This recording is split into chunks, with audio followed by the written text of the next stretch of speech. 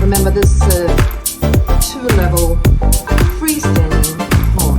On the right-hand side, we've got the master bedroom with wardrobe and a bathroom for the ensuite.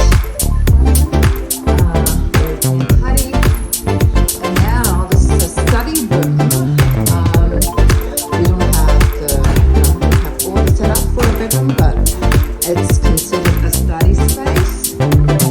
Storage, communal bathroom. That's one bedroom, and all the bedrooms are basically upstairs. 3-bedroom house in that study. Tell me what you think. Would you like to live here? It's Gossamer Road Drive.